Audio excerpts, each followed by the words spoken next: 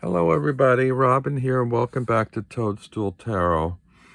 I'm coming to you today with a recently purchased RWS deck. There are so many variations of this, and probably the most popular one is the Smith-Waite Centennial Edition of the Tarot, which is this card right here.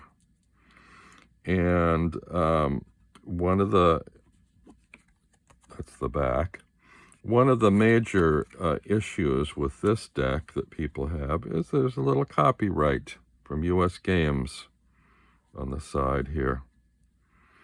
But it seems to be generally acknowledged as a particularly popular version of the deck. Other people have sought out versions trying to be closest to the original deck that came out in 1909.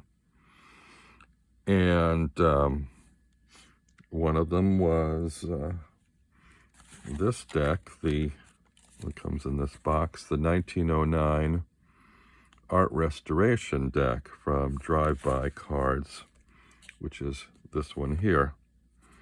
This one comes with a blue roses and lilies back. It's not bad. The card stock is a little thin on this one. And I'm not fond of the coloring in this one. The yellows are this sort of like almost putrid canary yellow. It's bright and sort of washed out and very citrusy. It's sort of like lemons versus oranges or something. It's just acidic, I guess is the word I would use. I just don't like that yellow. Now, another one that came out at MakePlayingCards.com is the Study Deck for Tarot Course, and this is quite popular. This came with the Crackleback design, which is my personal favorite design, and the coloring is really lovely, but the cards are a tad on the dark side. I don't know if the camera is picking up the subtle differences here for you, but this one is toned down and a little darker than other decks, and in other cards throughout the deck it seems just a little too dark for my taste.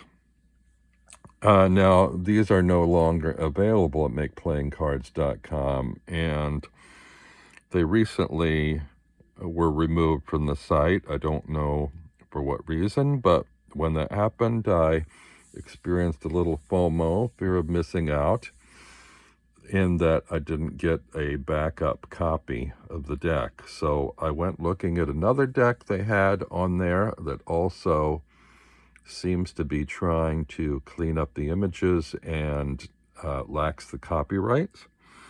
And that was this one over here. And this is from Ted Veach, who also did a black and white version that I got earlier that I love very much.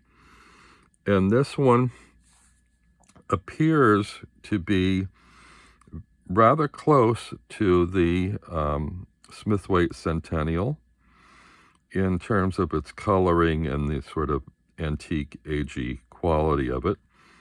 The line work and detail seems very close to the 1909.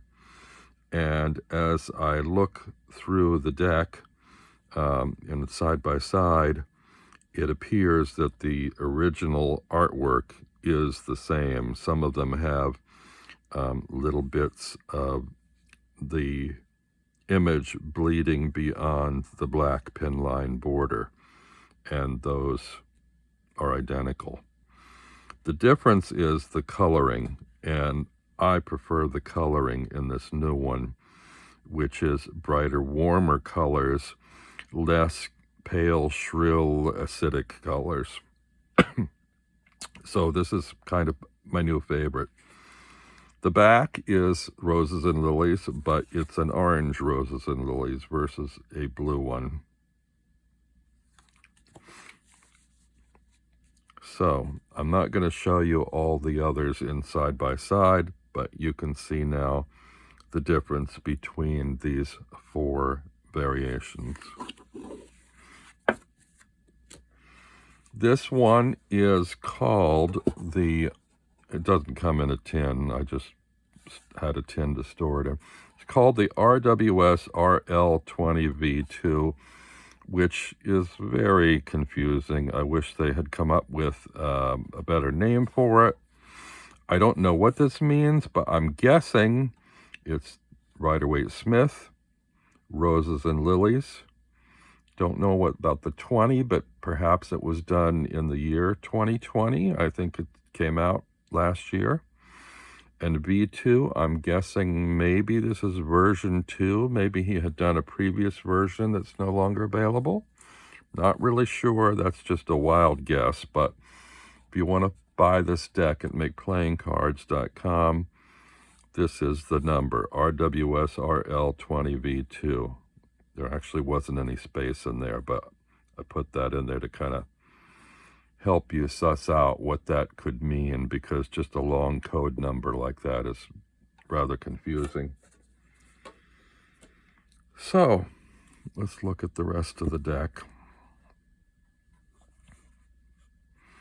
You've seen these images many times, I'm sure, but we'll let you see how the coloring is in these.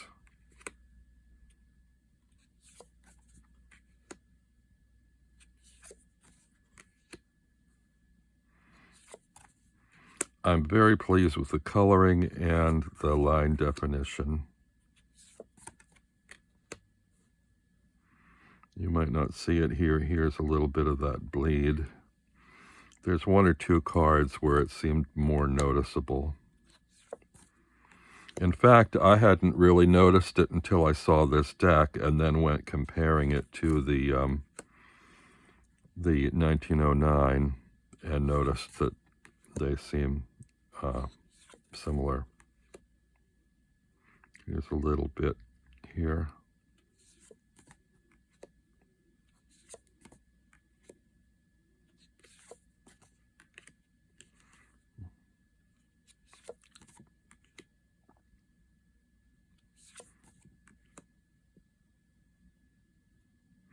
You also, I want to point out, have this very vintage kind of shading in the background in the skies. It has a mottled appearance. That seems true, I believe, of the Centennial as well. It has that kind of antique-y look to it. Oh, and these are stark white cards versus the Smith-Waite, which has a more antique color to it. Wait, that's not the Smith-Waite. Centennial. There it is. You can see the difference here between the stark white and this kind of antique white.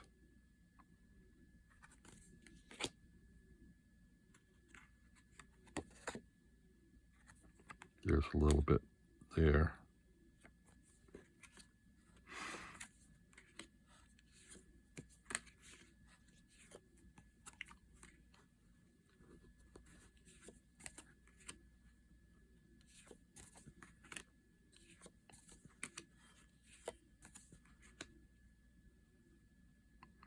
I actually like that kind of mottled antique look. This also kind of reminds me of pulp illustrations from the early 20th century that you find in comic books or Sunday Times bunnies.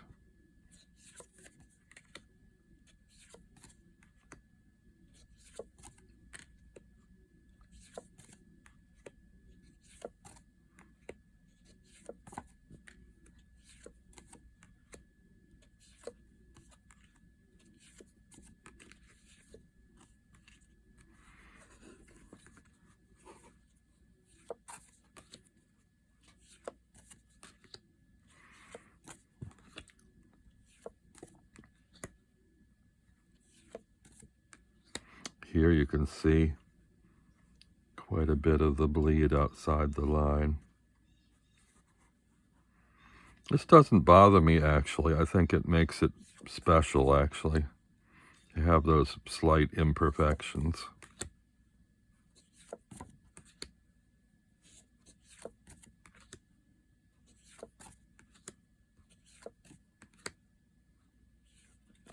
Here's a little bit again. Oh, and here's some on the right side.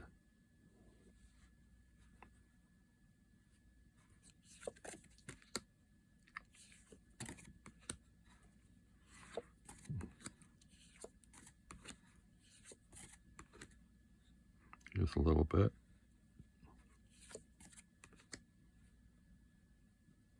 I think it's interesting. I'm not sure if these were digitally cleaned up. If they were, why those bits were left like that and weren't cleaned up. But here you got quite a bit. I think this is the card that has the most outside the border.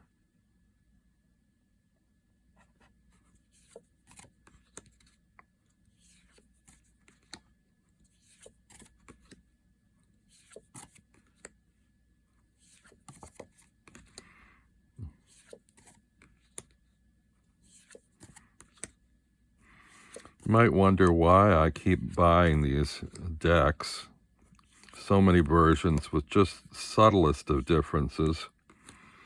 And I just kind of keep looking for the one that's the definitive, the most perfect for me in terms of line work and coloring. Has everything I want in it and none of the things I don't want. This is the closest so far. So this looks to be a new favorite.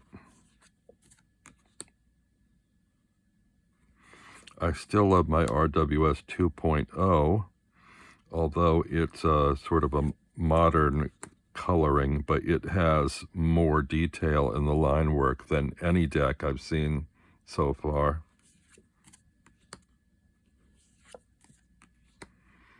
And there you have it.